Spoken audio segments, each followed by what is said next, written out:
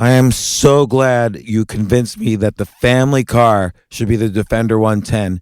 It is so beautiful inside. It's so comfortable, and it just feels indestructible. Yes, it really is. I've been waiting a long time for the new model to come out. The Defender 110, I'm telling you, it's my favorite car of all times. It's my third one. You know, I have stories of going off-road. The guy managed the group. He was like, what are you doing in this beautiful car? I'm like, I'm going off-road. He's like, are you sure? Because you can use one of ours. And then they look like Mad Max cars. I'm like, no, we're going to do this. And he was shocked. Wow. Well, it's great because the Defender has been reimagined for 21st century adventure, and its unparalleled off-road ability, as well as its robust interior, are invaluable whether you're headed towards uncharted territory or just a weekend of exploration. The Defender 110 tackles challenging surroundings with absolute confidence. The SUV conveys strength outside and in, featuring peerless technology like an intuitive driver display and an award-winning infotainment system. That's my favorite part, to keep you connected no matter where the journey takes you.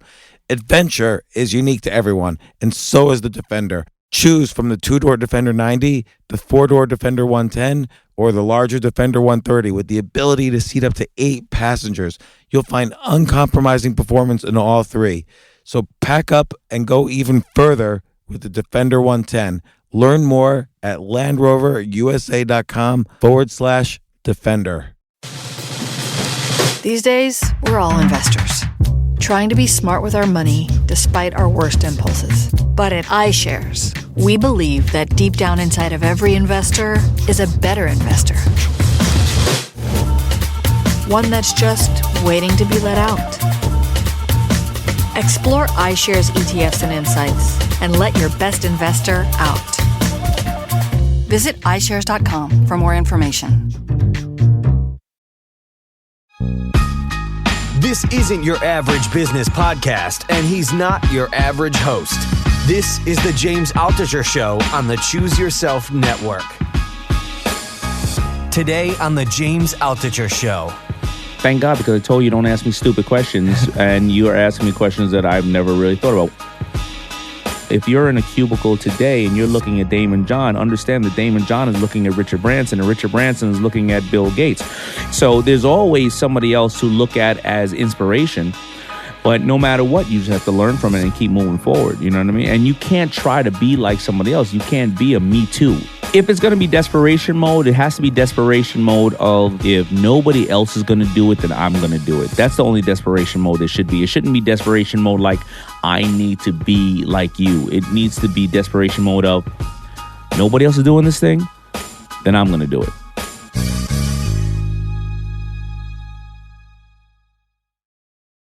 So, Daymond John, I'm psyched to have you on the podcast for a second time. Welcome to the show. Thank you. I'm excited to be here. You know, the first time that we got together on The Power Broke, it was absolutely amazing. I got a lot of feedback. I didn't know you had so many listeners. I didn't know I had so many listeners either until I had you on the show. My mother wouldn't read the book until she heard the podcast with you. You're kidding. Well, say hi to your mom. Thank you, I will. So I want to talk more about The Power Broke, but also I want to talk about your new company that you're starting, Blueprint Plus Co. Yeah. This is kind of like a WeWork, right? It's kind of like a co-working space for executives. Absolutely. I think I'm going to get myself an office there, actually. I'm not even kidding. All right. You're more than welcome. You're not paying me to promote that, by the way. I am not. But I looked at the site and it looks good. Yeah. I decided to come up with this concept after so many years. Well, I was already developing the concept because, after all the companies I had on Shark Tank, the ones in New York were saying, can I come by your office? Can I come by your office? Before I know it, they were sleeping on my couch, right? And then guys like you and I, we speak to so many corporations over the course of a year, and every one of them are talking about innovation. They can't get good talent. And then we talk to them, they go off and they don't do anything about it, right? Why? Well, you know what? These people are smart. They've been funded. They present themselves. how come they can't find people to work with them? Well, you know what? I'm talking about more the big ones who all say, come and talk to my, my C-level staff about innovation when their C-level staff is, 40, 50, 60. They want their 2 weeks vacation. They sit in their corner office. They don't talk to anybody. They don't want to learn about social media conversion. They don't want to learn about podcasts. They don't want to learn about anything else. They're doing things their own way, and they're going to be dinosaurs. But then I find there are some companies and corporations who say, you know what? I want to put 10 people over, whether it's my company or whether it's my version of Blueprint & Co. or 1871 Chicago, and they go, you can't get good talent out in the suburbs. You can't get, those kids with the funny looking mustaches and the tight jeans riding on skateboards who are programming. I could imagine. Yeah, you can't get them to go to traditional corporations because they care now about culture. They care about experience. They care about working with like-minded people, and you cannot get them there anymore. So now I'm finding that the people that are coming to the space are like Lisa Mattresses, the ones who are now changing the way that you get mattresses. And now they're delivered to the home, or Shopify, or Ashley Stewart, or a lot of different like-minded people, executives like us, are coming to the space because they don't have a place for innovation. Well, let me roll this back because this might be related to what's going on in the economy. Like, let's say, do you sort of see the big corporations kind of shrinking in favor of everybody wants to do their own thing now? Everybody's kind of starting a company or going to the gig economy or going freelance or going part-time. Like, what are you seeing from up high that's happening kind of lower? I am seeing that. I'm seeing that either up high companies are either acquiring new and faster companies. Some of the stats are that 40% of the workforce will be freelance or solopreneurs by 2020. Sure. Some of the other stats are 50% of the kids graduating today will end up retiring with a job title that doesn't actually exist today.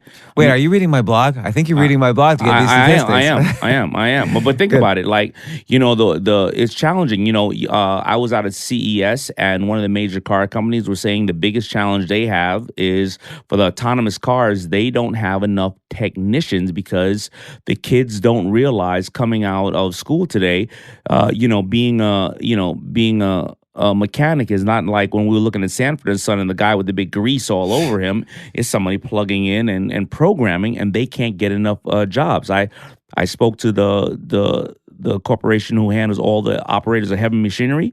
They said their job filings, they're open for 15 months before somebody fills it because these kids don't realize they can make $200,000 coming out of school operating or being a technician for heavy machinery. Everybody's, they're thinking of the old days, and that's antiquated. It's old. It's over. Well, I want to relate this back to your start. Like, you started out, and I sort of see it's a very classic story in the sense that you combined these two passions you had, which were music and clothes. Like, when you first started knitting hats and going on the corner and selling them, it wasn't the first time you were knitting. You were sewing since you were a kid. I was sewing to kind of alter my clothes to kind of be, hip hop, right? I was trying to, buy a pair of jeans and make them more hip hop-ish. Yeah, and you obviously, I didn't know this actually until recently. I should have researched it the last time, but you were even like a breakdancer. You were going to breakdance for Houdini. Yeah. I was a popper, as somebody would say, kind of the guy who stood up. I didn't spin on the ground, and I was breakdancing, and I actually had a chance to go on tour and be one of the dancers for Houdini. And my mother said, hell no, keep your ass in school. And they ended up picking a kid named Jermaine Dupri to end up dancing for them. Yeah. Who ended up being huge in his own way. Yeah. So, but you ended up, of course, being huge in your way, which is, again, I always feel that combining interests, if you probably weren't the best seamstress in the world. I was horrible. And you probably weren't the best hip-hop guy in the world. But combining the interests made you the best in the world at clothes for hip-hop. You were the guy. Absolutely. And that was almost like, I don't want to say a shortcut because obviously there was a lot of pain and strain along the way. Yeah. But it is a good way to kind of skip a lot of steps to success. And I think to enhance what you're saying is that I didn't realize that both of those things could be married together, because you have to understand, when I decided to start doing clothes, at that time in my neighborhood, most of my friends were drug dealers, and I did not want to sell drugs, and I didn't want to be part of that. So whenever they were going on a run to go pick up drugs or something, and I was in the car, I would say, all right, guys, well, let me out of the car. Now, fast forward, they start seeing me on the corner selling hats. Laughing at me is an understatement, because at that time, to be in fashion, the concept of being in fashion was usually gay guys who were designing. So, and, I have no issue with anybody's sexual preference, but I wasn't gay. But they stopped talking to me and called me gay, and they thought that I was just the gay guy on the corner selling hats, right? So I was really it wasn't cool. But I was doing something that I love so much, and it was so fulfilling to me, forget even making money, that I couldn't care less about what they thought at that time. And I lost most of them as friends, but they ended up going to jail anyway, so... They're gone. Yeah, you don't need it. They're going, well, no. Well, you know what? Who gives people cell phones in jails? Because they write me texts. I swear to you, these texts are like love and peace, or peace and war, or whatever they get, love and war. Anyway, that's another story. They have a lot of time on their hands now. So you're out there on the corner. You're selling these clothes, and I also see a lot in your career about not taking risks, but mitigating risks. Yes. So while you were doing this on the corner and you were starting to make good money, but you were also working at Red Lobster. Sure. You worked at Red Lobster for years. And that was another way you kind of dealt with embarrassment, is that your friends from school would be showing up and you would be busting their tables. Yeah, because you know what? I was the kid who was too smart for his own good and said that I'm going to take a year off from college. And that year became 3 years, 4 years, 5 years. I was working at Red Lobster, and all these other kids that I thought were dumb were coming back from college. And at that time, I believed, like many kids today, that you go to college, you automatically are guaranteed a job and a great life, right? So now I'm an idiot. I'm working at Red Lobster. I'm trying to make hats. So now, one group of friends are calling me, gay, and the other ones are saying I'm an idiot and you're busting tables. And it was not a fulfilling, life when I thought about it from the outside. But internally, I just felt that I was good. I felt that in one sense, I wasn't looking over my back like these friends of mine who are drug dealers for the cops and other dealers, right? On another sense, I'm paying my bills, and I'm doing something I love, which are selling hats. Now, a lot of people, when they go into business at first, they hear this whole burn all bridges, go balls to the wall, all that crap. No. Keep your day job. I worked at Red Lobster for 6 years while I operated FUBU, and that was important to me. It gave me medical and insurance. It also kept my lights on, and I was able to keep funding the company and take affordable steps. I was mitigating my risk. Well, and then the other thing is that when you finally, at one point, it's kind of this famous story where your mom mortgaged the house to get you your $100,000 so you could buy fabrics and labor and so on. But what most people don't realize, you had a $400,000 order to fulfill. Like, you had a baked-in order from a big company. Yeah. So I went to the trade show of our industry, the Magic Show, and I came back with about $400,000 in orders. And I went to all the banks and I couldn't get any funding because, honestly, I didn't have any financial intelligence. So I didn't know how to really fill out a loan application, give them any projections, whatever the case is. And my mother went out and mortgaged a house for $100,000. Now, I don't know how, because the house was worth $75,000. Till today, I still don't ask her what she did for the rest of the money. But the reason she did that is because I had up to $400,000 in orders. Now, everybody goes, oh, your mother, she took a risk on you. She did. But don't get me wrong, just like we said, everybody else, sales cures all. I had $400,000 in orders. So she said, if we mortgage this, you go make the clothes and put the money back in the house. She wouldn't have gave me crap. She didn't give me anything prior to that. And this was honestly 7 years or 6 years into the first day that I had sold a hat. And then the final way I feel kind of like you took care of risk, or at least part of the risk, was you had the network you built. You had LL Cool J wearing your hat. Yeah, we had LL Cool J wearing my hat. He was a huge star at the time. But prior to getting LL Cool J... And you didn't know him that well. Like, he grew up in the neighborhood. He grew up in the neighborhood. We didn't know him that well. But a lot of people grew up in the neighborhood. Run DMC, Salt and Pepper. Everybody says there's something in the water in Queens, right? But prior to getting to LL Cool J, I had all the local cool kids in the neighborhood wearing the hat. So it wasn't just a cold call. It was kind of like 10 calls until I got to him. And then it was like, hey, man, you see all the guys that you like in the neighborhood that are cool guys wearing it. Why don't you give me a shot? So I kind of like had baked the community prior to making that approach towards him. So building the network, building the community, taking care of risk, combining interests, and there's a certain kind of, I don't want to say arrogance because it's the wrong word, and you're not an arrogant guy, but you're up against Adidas, you're up against, all these clothing companies, you're up against companies that were starting to get into the space like Troop and so on. Yeah. How did you think, do you think that's the quality of only a young person that you can think you can take on the world? Like, how do you, now we're seeing more and more people who are, let's say our age, who are trying to say, oh, I've got to start from scratch now, or I've got to start something new. How do you kind of develop that confidence? I think that it's a passion that you're going forward with, and you're so strong about it. Now, you may say that, I had this arrogance to take that on, but in return, I go, well, why didn't FUBU end up becoming Nike, Ralph Lauren, Louis Vuitton? I should have went further, right?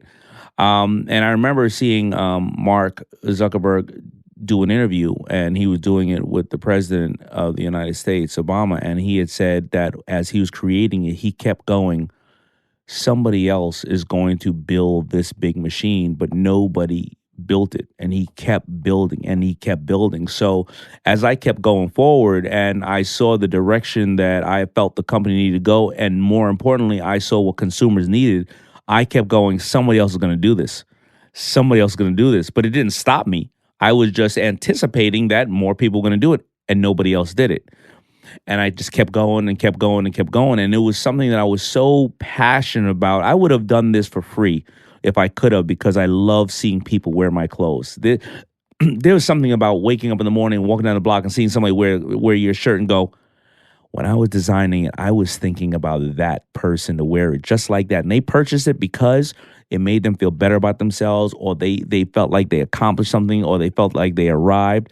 And it was just this twinkle in my eye that made me want to keep doing it. So I didn't care about the other competitors, because I always considered them being huge, and I was just like a flea on their butt, you know what I mean? And I just kept building it and just kept growing. I think also there's this kind of, you had this sort of empowering vision that was like an umbrella over the company, for us, by us, that's what FUBU stands for. Sure. And kind of this empowering in the African-American community and the hip hop community. And I think that allowed you to sort of put your foot forward and say, this is why you shouldn't buy those other guys. This is not only are you going to look good, but it's empowering for us. Yeah, and often it was very, a lot of people, thought FUBU was purely for one color or one demographic of, people. And it wasn't actually, because, when I initially started FUBU, it was because, we had heard comments from designers, and especially Timberland at that time. They're not owned by the same people.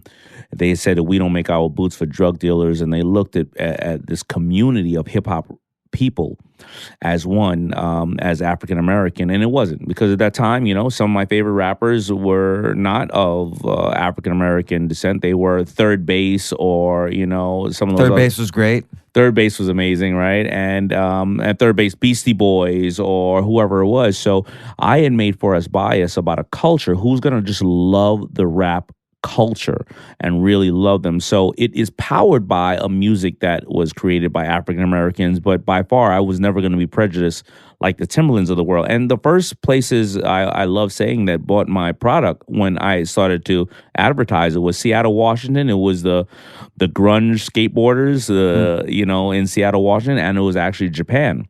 They were starting to buy my clothes first because they just loved hip hop so much.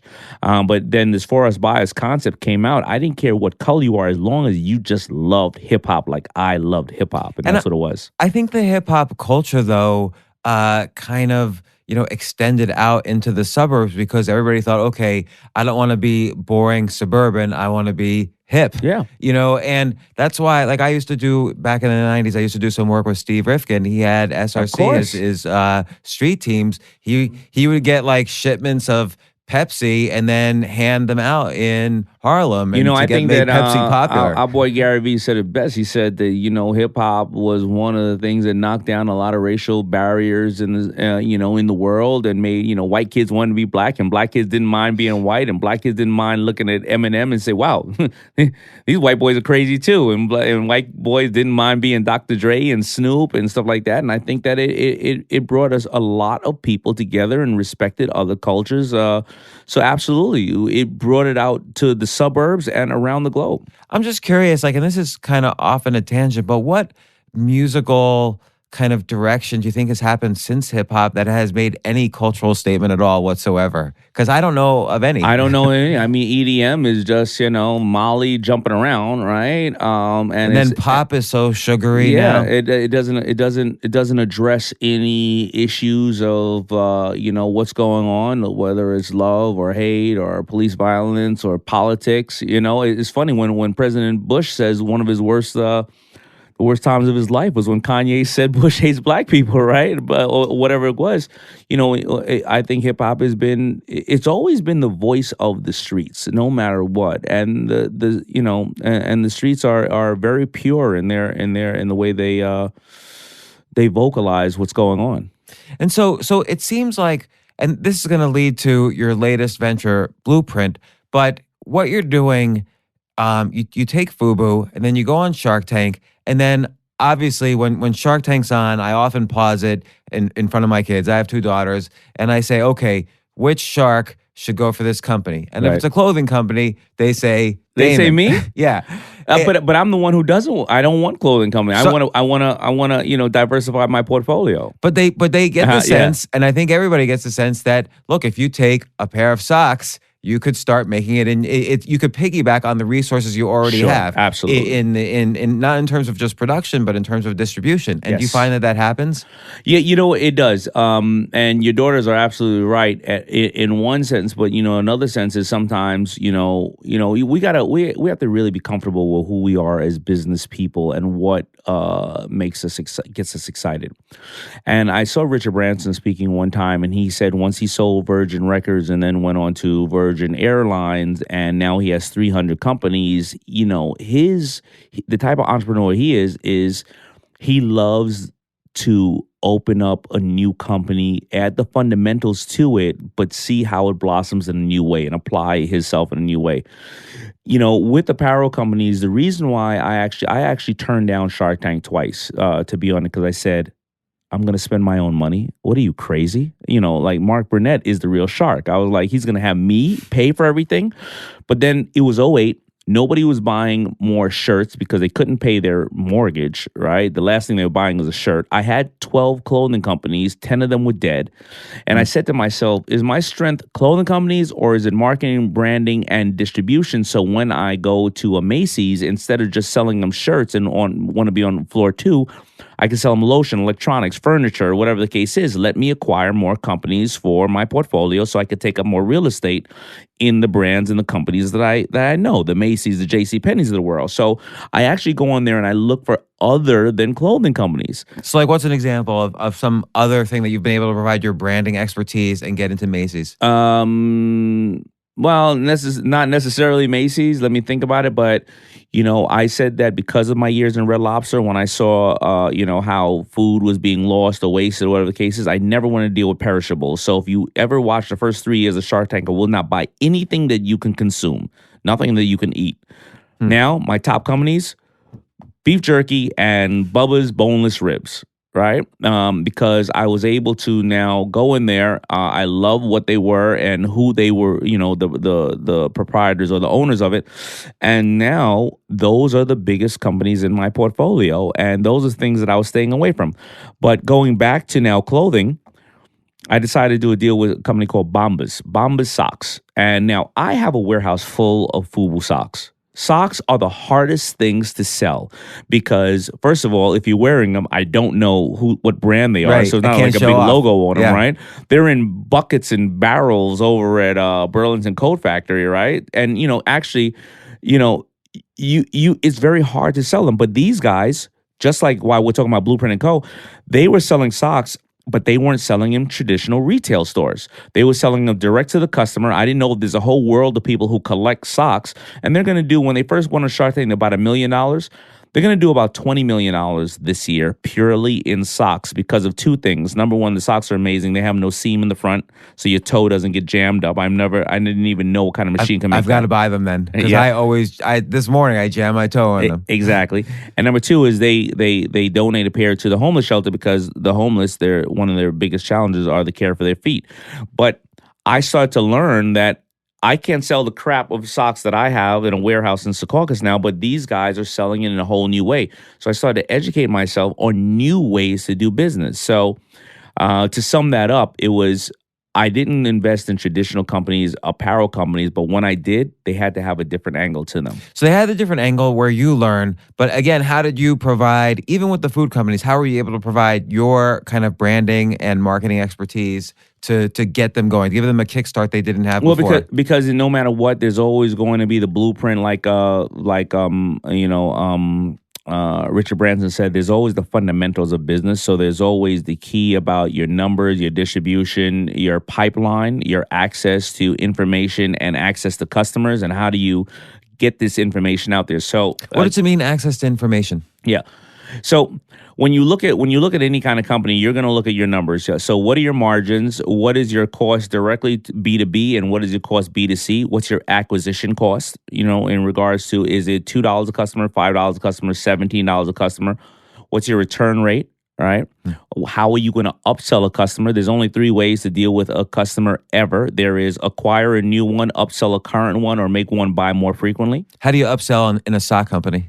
Well, you upsell a sock company. You ask them to buy the underwear and then the hats afterwards, knit product, or you ask them to buy a 3-pack instead of a 1-pack, or you get them to be a member where they get, 6 pair of socks every month in their, in the mail, or something like that, or you get them to buy a new color, or you get them to go instead of buying athletic wear, you also get them to buy dress socks at the same time. So there's various ways to upsell any current customer. Buying more frequently means, you try to do more sales, or you try to have them buy one, get one free, or give one to a family member or something like that.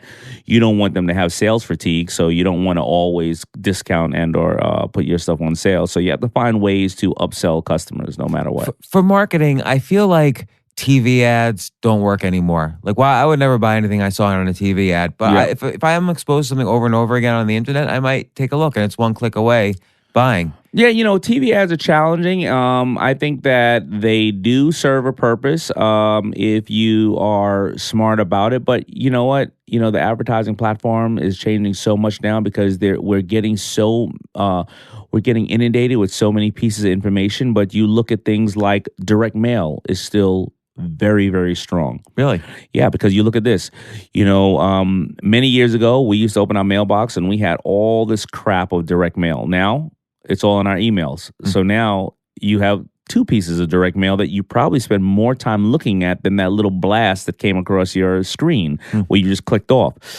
Billboards are stronger now than ever because, that thing is not moving. You can't click it. It's not going away. You're watching it. So the way, as many things change, some stay the same, right? So, advertising always changes no matter what. So again, as you go in, you fund a company, you go in, you see, you think they have a good product, a good management team, whatever. What do you see as kind of the fundamental mistakes you usually find yourself fixing again and again in these companies that start up? It's always a power broke. It's always that, they think that more money, unless they're super good at their analytics, and then I become the student instead of the teacher, they think that more money is going to solve their problem, and they end up getting into whether an inventory situation or whether they go out and they say, I'm going to market more. If you can't see that, if it's clear, if you're spending 17%, you're dealing directly to the consumer, and you have a full markup on your product, 17% is good. But if you end up not, so I'll give you an example. So you're spending $17 and you're getting $100 worth of sales. That's good, because if you're making the product for $50 and you're selling it for $100. Or no, $200 actually, if you're doing it direct to customer, then that's great, right? But if you end up spending $60 and you only bring in 100, then something's broken. The product is not good. The margin is not good. The customer doesn't like it. Something's going on. And the customers that go over the 20 or 25% when they sell directly to the brands that go over that mark of 20%, 25%, they sell them directly to the customer. At that point, don't go and spend more money. You have to fix something there to reduce either the cost of customer acquisition or the cost of your product or anything else. But I see a lot of companies that go out there and say, well, we need $1 million in inventory because Christmas is coming and we need to have that on site and we'll be able to sell that day. Or we need to buy $1 million in advertising. We need to get more people. If you have crap, then $1 million worth of advertising is just $1 million of advertising crap. So I see that the biggest challenge they all have is spending too much money that they don't have. I see you bring up a really good point that advertising is almost, I always call it the second best strategy. The first best strategy is word of mouth. Yeah. So if you're going to sell something to the person and they're going to recommend it to their friends, then you have a good product. If they're not going to recommend it to their friends, then the advertising is just going to buy you one-time customers and that's it. You're 100% right. It is build a community no matter what. It's the same as I always tell people when they have a product, don't give it away to your family and friends and then think you have a great brand, because if you give a nasty product out to 10 family and friends, you know what? Your grandmother's going to come back and say, oh my God, everybody at work really loved this crappy shirt. You should make more of these. But you go and sell it. Like, find a community that wants to buy it, because, the good thing about FUBU was this. I used to stand on the corner of 165th Street and Jamaica Avenue, or I stood in the corner of the Apollo and tried to sell my hats. Here's the best thing about trying to sell your hats in the middle of Harlem at midnight on the corner of Apollo Theater. People not only told me what they thought about my hats, but they told me what they thought about my mother and everybody else. So you got a real response by people who have to come out of their pocket with their hard-earned money and buy it because they like it or not, and that's it. But you tell me that story and it sounds great and almost like romantic. Like it's not romantic. I know, but it sounds that way. And so let's say I'm listening to this and I hate my job and I'm thinking, boy, well, he did that when he was 22 years old and it was the beginning of something hip hop and clothes for hip hop. What can I do now? How can I get started? How can I start thinking like that?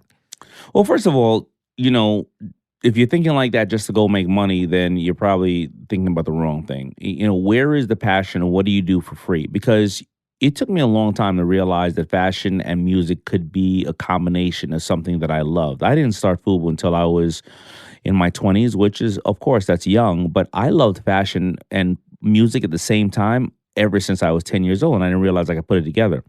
Now, yes, I came around at a certain time, but how many people today, how many people know DJ Khaled now? He built a community. He didn't go out and say, he didn't say 10 years ago, this thing called Snapchat's going to be, created and I'm going to make the stupidest videos ever and I'm going to build this community. But he built a very strong community for whatever reason. So people have to understand they have to build a community, and it's being done every single day. If you look on social media, there are people that you follow that you would have never known before. They built a community, whether they're a chef, whether they're a trainer, whether they're somebody who tells funny jokes. You have to build a community no matter what. And I built a community of like-minded people who love this emerging music and love the fashion that came along with it. So what do you think are so take a passion and take a skill for building community, and that's going to be, to some extent, a recipe for some success. And what would you say are the top skills for building community?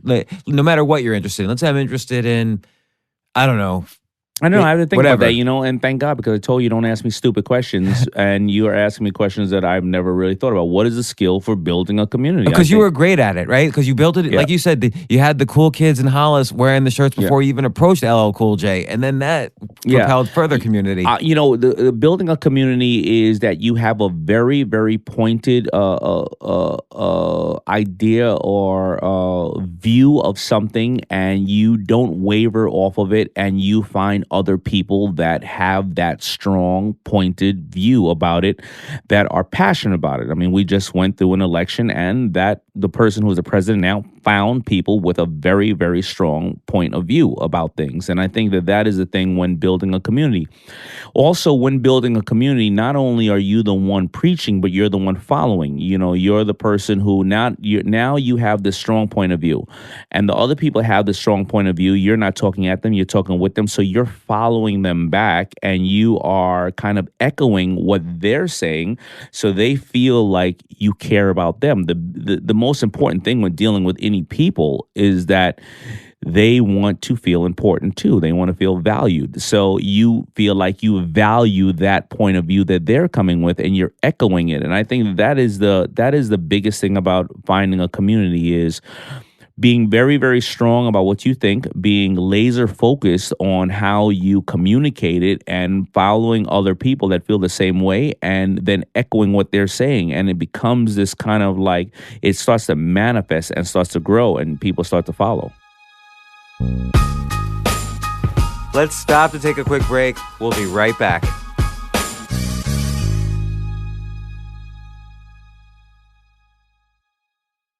Oh my gosh, I love these clothes. Mizzen and Main. That's Mizzen and Main. It really is the most comfortable work clothes.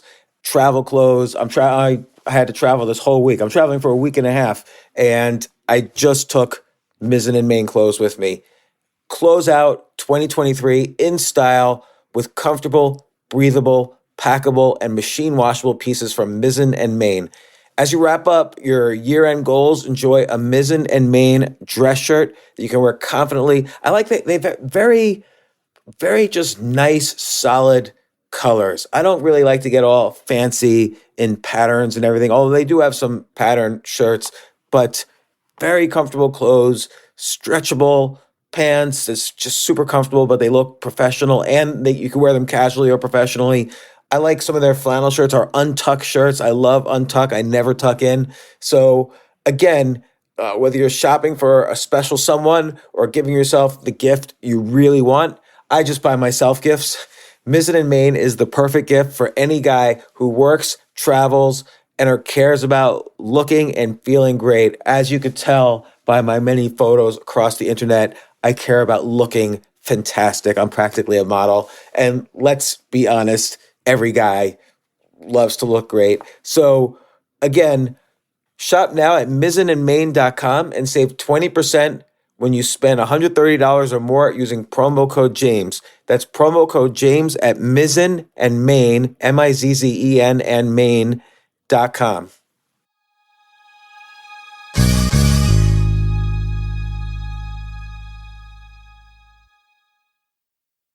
You know what I love about fantasy sports is that even though I'm not going to be a great basketball player or a baseball player or a football player or whatever, I feel like I get to participate and make decisions and use my knowledge of these different leagues or these different sports to compete. So it's like I can pick my team or I can pick my favorite players, and I could use my knowledge to make predictions and maybe even make money.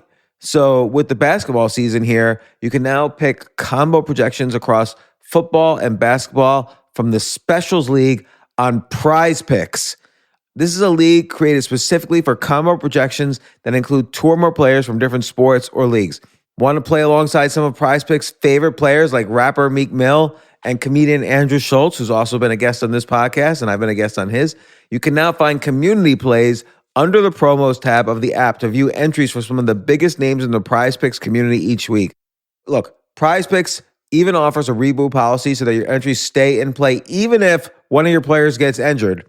For football and basketball games, if you have a player who exits the game in the first half and does not return in the second, that player is rebooted. Prize Picks is the only daily fantasy sports platform with an injury insurance policy. What? So, I love playing it. I love anywhere where I can use analytical ability with my interests to demonstrate some skill and maybe make some money. And I like the game-like aspect. I do wish they had chess as a category on prizepicks.com, but I'll settle for what they've got. Maybe I should make my own fantasy chess league. But in any case, I love Prize Picks. Go to prizepicks.com/James. Use code James for a first deposit match up to $100. That's the easiest $100 you're ever going to make. So that's prizepicks.com/James and use code James. Daily fantasy sports made easy.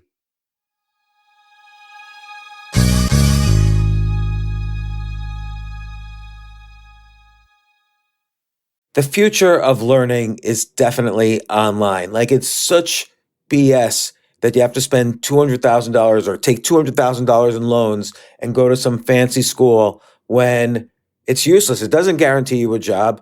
Most employers, including me, do not care about degrees or grades or anything like that. We want to care that you love what you're doing, that you know what you're doing, in some cases that you have experience or that you're willing to learn.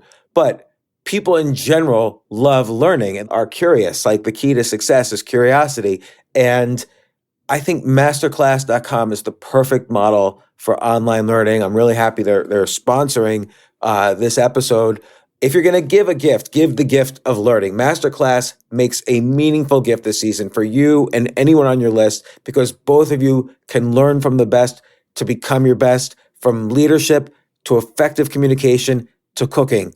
Let me tell you some of the classes I've taken. I've taken comedy from Steve Martin. I mean, can you believe I can take a class from Steve Martin on comedy, or Judd Apatow, my favorite comedy director? I could take an actual class from him on writing. Wolfgang Puck on cooking. Dan Brown on writing, or Judy Bloom, who's been on this podcast, on writing. By the way, Wolfgang Puck also has been on this podcast.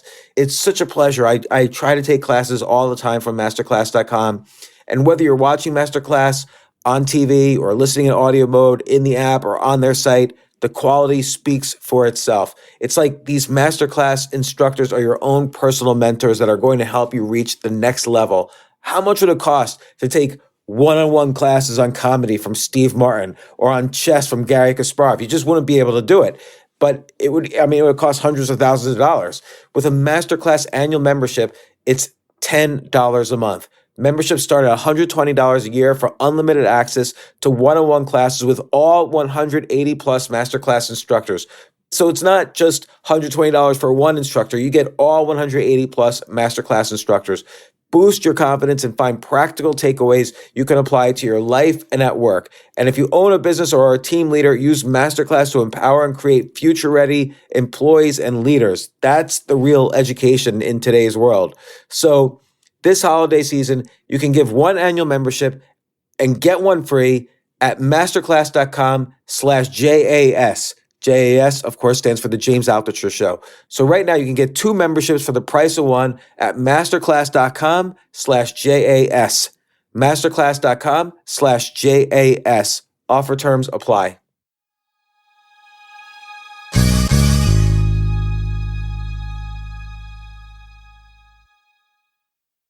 I mean, now we have all these new tools, like you mentioned, Snapchat with DJ Khaled, and you also mentioned Gary Vaynerchuk, who that guy does videos. I feel like he does videos 24 hours a day. He does. And I don't know when he sleeps. He's looking at his phone on every Instagram photo. You know, he's constantly hustling. And so it seems like you have to show the community also that you're in it even more than they are. Like, they have to kind of join you. 100%. So Khaled is in on the joke, right? He makes fun of himself. He's in on the joke. So he, and he elaborates on it. Gary, you know that he has this strong passion about empowering people. And as bad as his little potty mouth is, he will say it with conviction, and he won't vary off of that. He'll go to a corporation and say, if you don't like the way I'm cursing, don't have me come here. It's like when I was, hoping that you would have me on the podcast, we were talking, and my colleague and I, we were saying that you ask the most basic questions because you dumb it down so that even though you've met so many people, you bring it to a level where you're learning with them and you go, I'm not going to try to overthink this thing. Let's get down to the pure basics and the fundamentals. So people, I think, that listen to your podcast always go, we're always going to bring it back to the fundamentals. We're not going to talk about it at a high level. We could get to that, but we're going to bring it back to the fundamentals. So I think that when you care about something, it's always going to shine through. Like when on Shark Tank, I care about people. I don't care how, and don't get me wrong, I think just like Mr. Wonderful thinks, sometimes that's how we think, like, you need to get the hell out of here. But my mother taught me that I need to treat people with respect. So no matter how we think about the product and say we're out, I do it in a very respectful way because I never want to be treated bad like that, right? So I think that it is purely about staying tried and true to who you are, and your community will find you in return. Well, it also seems like you use this word a couple of times, and I had on a few days ago Sarah Blakely, who of course started Spanx, and part of her kind of bigger purpose was empowering women to feel better about themselves. Sure. And you use the word empower several times. Use it about Gary Vee empowers young people to be entrepreneurs. You were empowering kind of the hip hop culture and community. How it seems like really important when you're starting something, when you have something that you're passionate about, to figure out how to elevate it one more level so you can empower other people to feel passionate about it. Absolutely. And a lot of people just don't have hope, or they don't feel like other people bond with them. And let's go back to when I was saying that, my friends weren't looking at me in the greatest light. They stopped talking to me, but it didn't matter because every person that I sold a hat or a shirt to, they empowered me. They made me feel like you did the right thing. Thank you. Nobody's done this before. I feel good about myself. So every time I would hear a negative about what I was doing, I would hear a positive about what I was doing. And I then felt in return to empower them because I was like, wow, you believed in me. Thank you. I'm making this for you, for me, for us, and you believe in me. And then when I found 10 people like that, 20, 100 people like that, 1,000, 1,000,000 people like that, I knew that I wasn't wrong for what I believed in, and there was somebody else out there who felt the same passion about this music, about these clothes that I did. And that's exactly what happens when, any of my companies, when it's Bomber Socks, when they go to the veterans shelter and they give away these socks and they feel empowered about it, you almost never hear when somebody's out there and they have a company, you almost never really hear them pitching the company. They pitch the cause, and you can see why they're doing it because they're usually talking about what it does for others, why they did it, and why it makes others feel good. You never hear them go, you need to buy this sock because it has Egyptian cotton. They talk about everything else besides the product usually. I don't know. Steve Jobs, when he talked about, thinking different. He talked about, he didn't talk about how many gigabytes was in a computer. He talked about how it made people feel and how they can think differently and how they can be themselves and how they can be creative and the tools that he was going to give people to allow them to be creative. He didn't say this has more gigabytes or whatever it is, megabytes, whatever the hell it is in computers, So while you were building up and you were feeling good, you were the word was getting out, the clothing was getting out, you had to have bumps along the road. Like what were the times when, even after everybody else thought you were a success, where you were like, "Oh my God, I'm a fraud, and I'm gonna go totally broke, and no one's gonna know, and it's gonna be super embarrassing." See, this is you know what? This is why people listen to you so much, because I don't think that has been asked before, and it goes back to the fundamentals. Is what I'm saying. We don't talk on a high level here. We're talking about the fears that many people have because. Somebody said the other day that, we all compare our blooper reel to everybody's sizzle reel. And my blooper reel was playing for many years, right? Yeah. And, it was when I had 10 shirts and they were all in videos and I was sleeping, on my couch and I was working at Red Lobster. Or it was when I had $300,000 in orders. And I said to myself, I'm never going to be able to produce this. Why did I even go out and get the orders? So that was like over 20 years ago now. Yeah. I want to know when it happened yesterday. Well, it was when FUBU was doing, FUBU was all over the place and it was doing well as far as everybody was concerned. But we went from 400 million down to 200 million, down to 100 million. It was when when was that? Like what happened? That was 2004. Okay. It was when we licensed out Ted Baker and we brought Ted Baker to the United States and we failed and they wanted to go into retail. So they wanted to bring retail, build retail shops. So we had to give it back. Then all of a sudden I go and I get Kappa, the brand from Europe, and we thought soccer was going to be big here. It didn't, so I failed at that. Then I went and acquired a company called Heatherette, and I spent $6 million and failed at that. So then I was sitting there going, I did get struck by lightning one time. I'm useless. I can't do this again. I am a fraud. FUBU is just luck. I thought I was Mr. Business Savvy guy, and it didn't happen. All of a sudden, we acquire another brand named Coogee, and it starts to take off, right? So that started working. It gave me back the confidence. But there's been many, many times, or even like I said to you, why wasn't FUBU Nike? We were supposed to be so great, right? So why weren't we Nike? Do you compare despair? Like, do you look at Phil Knight and say, what did he have that I didn't have? What I don't, FUBU did $6 billion over his career. Nike does $18 billion a year, right? So everybody thinks that it did so great, but wait a minute. Tommy Hilfiger came back. Why didn't we? Ralph Lauren never went away. Why didn't we? Well, why didn't we have the same ability to be as consistent as those? We had 27 stores. It never got to 100. It never got to 1,000. So what do you think? I mean, and actually it's funny because you didn't bring up this stuff last time, nor is this in the Power of Broke. Like, I feel like this is on your mind right now.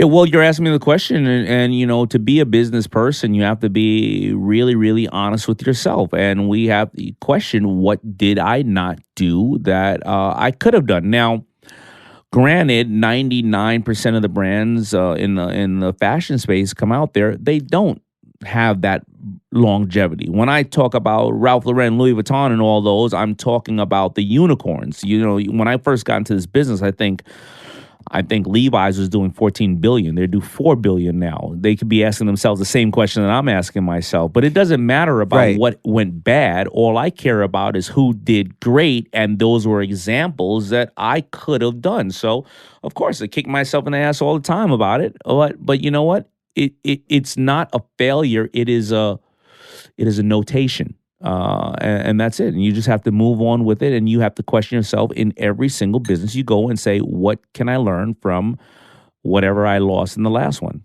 But I think, though, this feeling of what do they have that I don't is not only hitting you, but is all across the U.S. People sitting in their cubicles wondering, well, why did Steve Jobs do this? Or why did Daymond John do this? And I'm here, sketching out my ideas, but not able to sort of take it off the ground.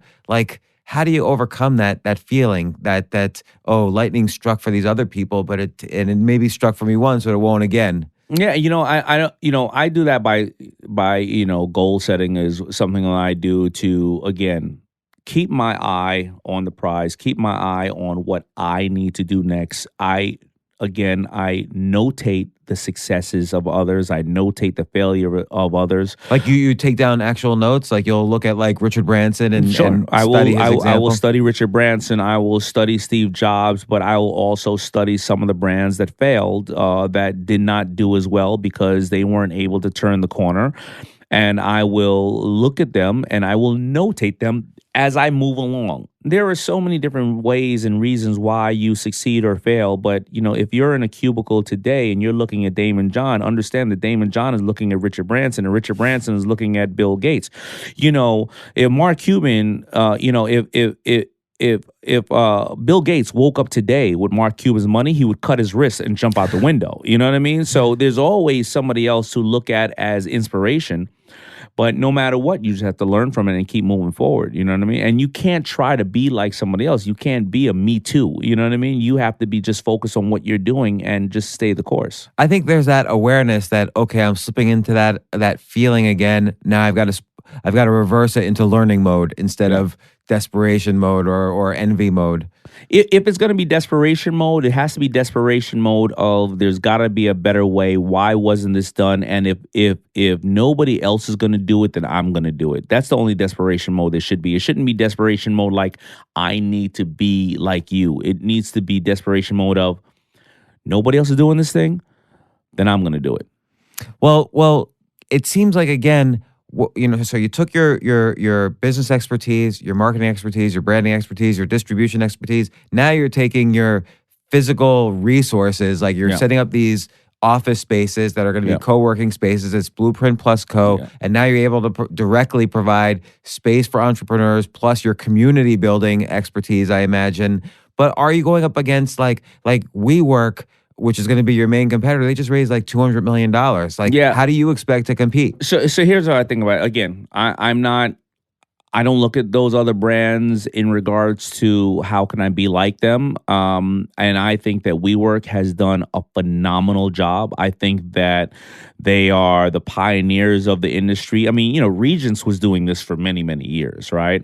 But when I looked at this space and building Blueprint and Co., it was me saying, I'm going to do the for us, by us of entrepreneurship. So I'll give you an example. If I come back from Shark Tank, a season of Shark Tank, and I have 15 brands there, no matter who I am and I have the resources, I have 15 different brands. I have everything from meat companies to tissues to baby apparel and whatever the case is. And I may need a different type of designer. I may need a different type of consumer packaging company. I may need a different type of distribution or some technical aspect of somebody who knows how to create memberships and stuff like that. So I want people in the space who are purely like me. Also, corporations. If a corporation right now doesn't have their innovation and or some type of spaces like this where they are putting people at, they're going to lose. They can't keep doing things the same exact way. So these are the type of individuals I'm bringing in there. We're vetting them. So you have to be doing at least $250,000 in revenue annually or backed by a VC or angel type of company, or you have to be a Fortune 1000 or whatever type of company doing real business to be in the space. This is not for, WeWork does a great job, but a lot of those are startups. This is not for somebody who doesn't know what a trademark is and know what a patent is. I see. So this is almost like kind of a high-end WeWork in a weird way. This is for us bias, because I'll give you an example. I'm a member of, Soho House. Okay. And it's a great community out here. And a lot of people operate out of Soho House, but I can't send my employees to Soho House because I can't have 4 desks over at Soho House because then people will be drinking all day and partying. And by the way, you can't use your phone over there and other people there for social reasons. And they're relaxing. They don't want to be bothered, right? So I can't send employees there.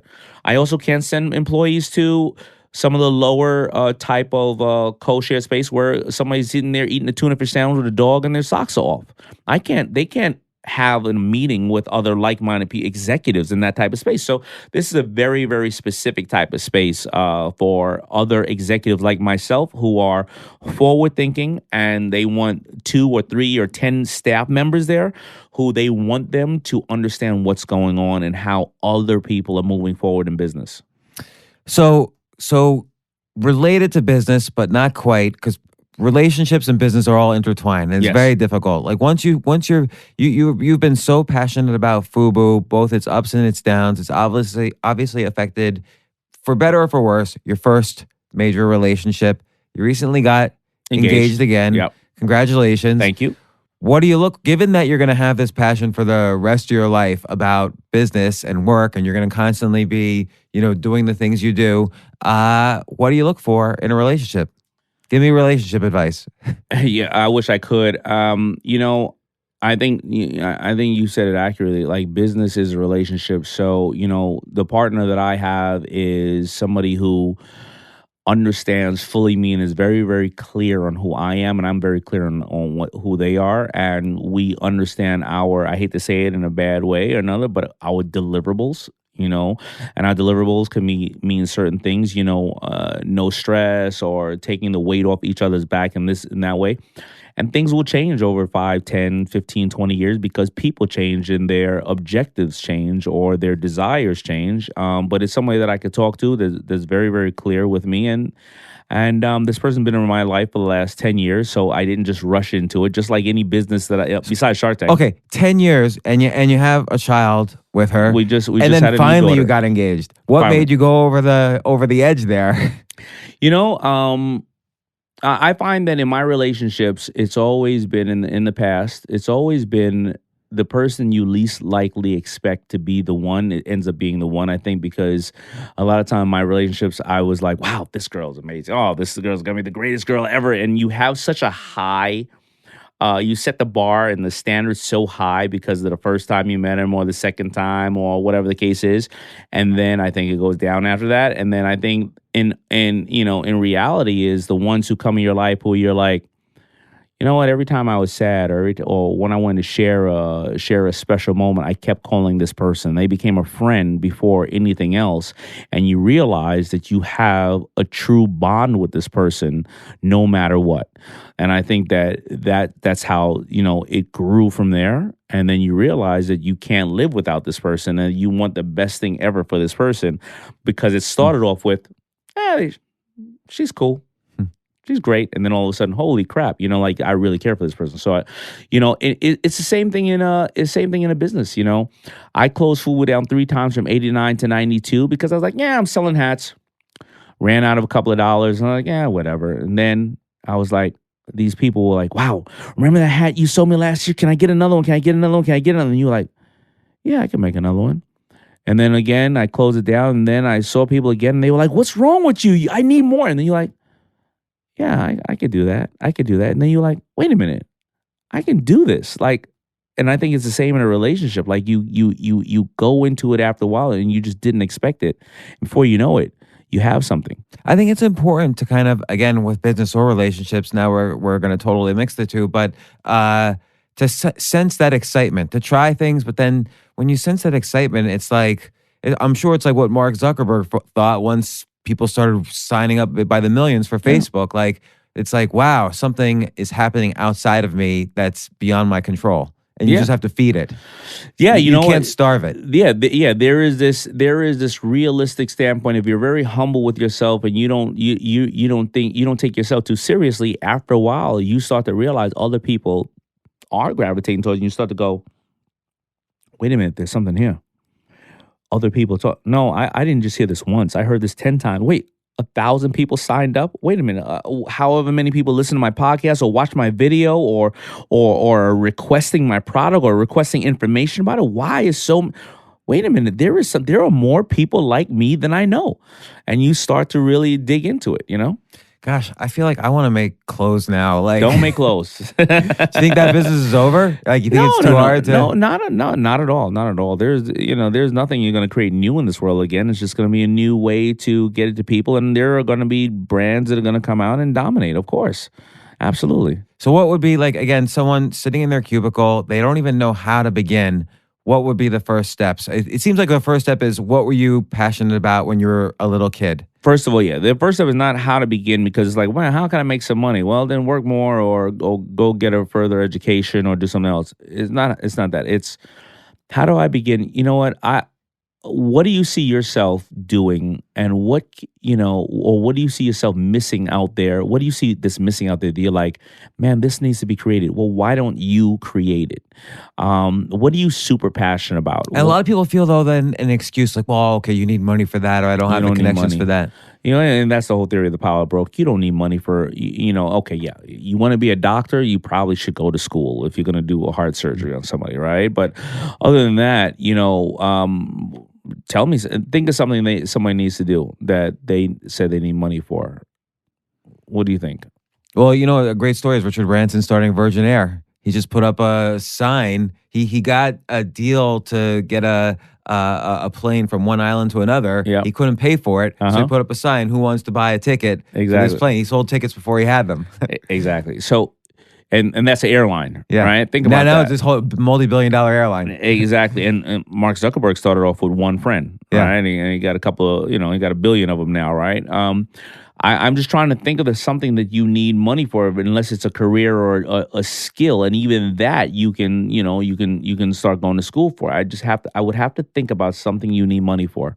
Even like, let's take Blueprint Plus Co. Yeah. You just really needed some extra space in your. I needed extra space in there, and yeah, do I have money? Absolutely, I have money. But did I throw money at this? No, not at all. I had some space in there, and I needed space. And then I called a lot of my friends like Lisa Mattress or Burst Visuals or Veridesk, and I said, guys, I'm creating something like just a place where all like-minded people like myself can go, and we can use best practices and talk to each other about this. And instead of me having 10,000 meetings, just everybody's in the same place. We're walking by each other going, hey, you need a distributor over there? Wait a minute. Let's go over to this desk over there. And people just started coming. That's great. Well, one last question, which is, do you break dance every day still? Because I'll tell you what, I do it for exercise. You do? Yeah. I do not. No. I do it once in a blue moon. I usually do it when I'm out with my daughters and their friends are there, so that I can embarrass them. I usually throw my back out doing it, but I do that then, and and that's it. All right. Well, I'll tell you, it's good for exercise. It's good for staying in shape. I don't like the gym. It is, and that's why I'm not in shape. But yeah. So thank you for the interview. Thanks for coming on again. Thank you for asking me questions that other people haven't asked me. Thank God. You know what? I'm glad you didn't ask me, what's the best investment you had on Shark Tank? What's the pitch you remember? Thank you. I really appreciate that. Well, I think it's really important. Like, you probably get tired of answering the same questions. So I listen to the other interviews and make sure I'm not going to ask the same questions. Well, thank you. And then everybody who, our like-minded friends out there, come check out Blueprint and Co. What's the website? That is Blueprint and Co. A-N-D Co. And then people, some of our friends out in LA who need an office in New York or a desk in New York, come check us out. And then I hope to have you there, so I'm going to be doing a lot of interviews. I'm interviewing Gary Vaynerchuk. I'm going to interview the Sharks. I'm going to even do, some of the producers of Shark Tank over at the space. And hopefully I can get you over there to ask you some questions. That's excellent. Well, I'm going to rent space there. Well, you're more than welcome, brother. Thanks, David. Thank you. For more from James, check out the James Altucher Show on the Choose Yourself Network at jamesaltucher.com and get yourself on the free insiders list today. Hey, thanks for listening. Listen, I have a big favor to ask you, and it will only take 30 seconds or less, and it would mean a huge amount to me. If you like this podcast, please let me know. Please let the team I work with know. Please let my guests know, and you can do this easily by subscribing to the podcast. It's probably the biggest favor you could do for me right now, and it's really simple. Just go to iTunes, search for The James Altucher Show, and click subscribe. Again, it will only take you 30 seconds or less, and if you subscribe now, it will really help me out a lot. Thanks again. AI might be the most important new computer technology ever. It's storming every industry, and literally billions of dollars are being invested. So buckle up. The problem is that AI needs a lot of speed and processing power, so how do you compete without costs spiraling out of control?